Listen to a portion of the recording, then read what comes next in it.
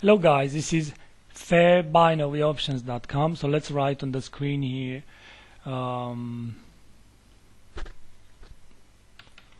fairbinaryoptions.com, and this is the euro and the Japanese yen. What I would like to show you here today over the weekend, as you can see, it is the 7th of June. What I would like to show you is a classical ascending triangle.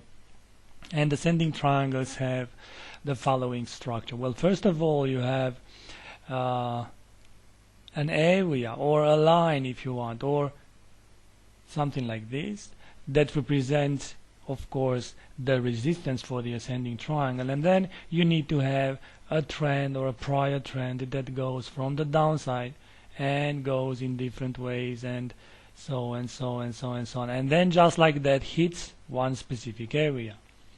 Bam.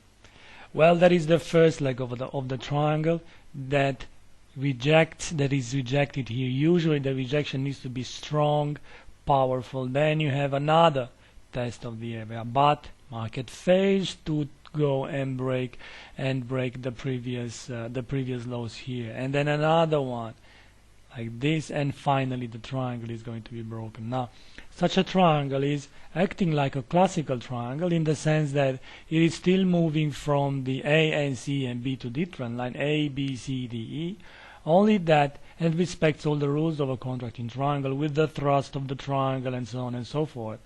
Only that the only difference being that the B to D trend line is almost horizontal, so you don't need to be picky and waiting for the for such a triangle to be let's say on a horizontal line, but look more at the area. Well, I would say that what we have here on the euro, Great Britain pound, on the euro Japanese yen, and on the 1 hour chart looks exactly like this. I mean, you have a prior trend from the downside here.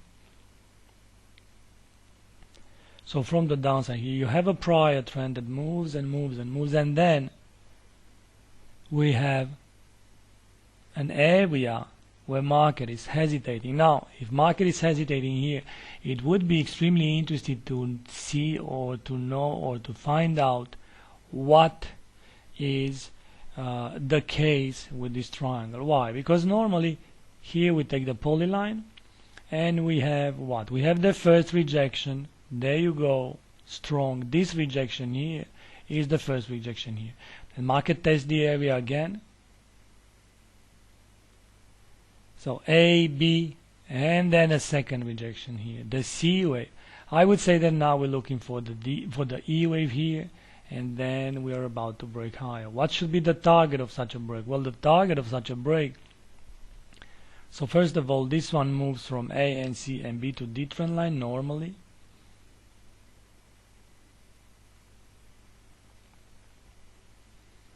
Like this, and this one should go from here to here like this. And I would say so A, B, C, D, making an E, these lows to hold. So what I would like to do, starting with next week, I would like to buy some call options on this ascending triangle by the time the B to D trend line is going to be broken to the upside. You might say, well, it's not looking like an ascending triangle because this is contracting. I agree, but legs are almost the C wave and the D wave and the B wave are almost identical, and by the fact that it is happening at the all important 140 level, I would say is even more interesting. Take a look here what the market did at the 140 level on the fall now to the downside here, and now it is exactly into our area here. So support, support, then forming a triangle at the 140. Well, make no mistake, this triangle is going to be broken. Well, if this triangle is going to be broken, we want to be there and buy call options, and I would like to buy call options on the pair with end of week expiration date. So let's write on the screen the intentions and what we are going to do. So looking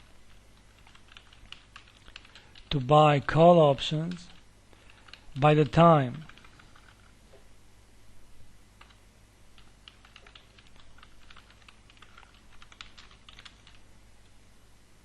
140 level is broken.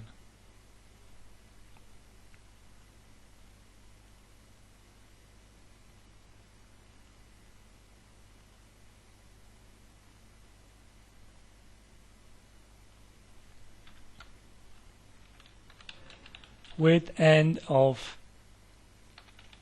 week expiration date.